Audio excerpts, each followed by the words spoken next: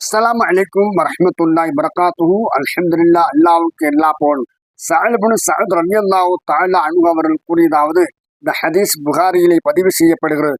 நபி பெருமானார் ஸல்லல்லாஹு அலைஹி வஸல்லம் அவர்களுக்கு கோப்பையில் பால் கொடுக்கப்பட்டது. அந்த பாலை குடித்துவிட்டு வலது புறத்தை பார்த்தார்கள். பெருமானார் ஸல்லல்லாஹு அலைஹி வஸல்லம் அவர்கள் ஒரு சிறுவர் இருந்தார். இடது புறத்தை பார்த்தார்கள், பெரியவர்கள் இருந்தார்கள். அச்சிறுவரிடத்தில் பெருமானார் ஸல்லல்லாஹு அலைஹி வஸல்லம் அவர்கள் அனுமதி கேட்டார்கள். இந்த பாலை முதியவர்களுக்கு நான் கொடுக்கவா? அல்லாவின் தூதரை, தங்களிடமிருந்து எனக்கு கிடைக்கக்கூடிய மீதத்தை நான் எவருக்கும் விட்டு கொடுக்க மாட்டேன் என்று கூறினார். ஆகவே நபி ஸல்லல்லாஹு அலைஹி வஸல்லம் அவர்கள் குடித்த அந்த மிச்ச பாலை பெருமானார் ஸல்லல்லாஹு அலைஹி வஸல்லம் இந்த சிறுவருக்கு கொடுத்தார்கள் என்பதை நாம் பார்க்கிறோம். இந்த நபிமொழியிலிருந்து நாம் அறிய பெறுவது, இஸ்லாம் வலதுபுறத்திலிருந்து ஆரம்பிப்பதை முக்கியமாக கருதுகிறது. மேலும் சிறுவன் தானே என்று அலட்சியப்படுத்தாமல் சிறுவனுக்கும் நபி ஸல்லல்லாஹு அலைஹி வஸல்லம் அவர்கள் முக்கியத்துவம் கொடுத்திருக்கிறார்கள். இது நபி அவர்களின் உயர்ந்த பண்பை காட்டுகிறது.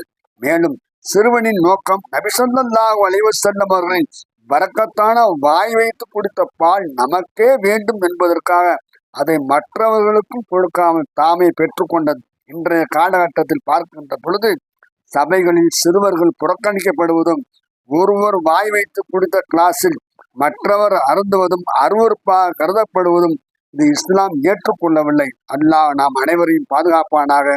அஸ்ஸலாமு அலைக்கும் வரஹ்மத்துல்லாஹி வபரகாத்துஹு.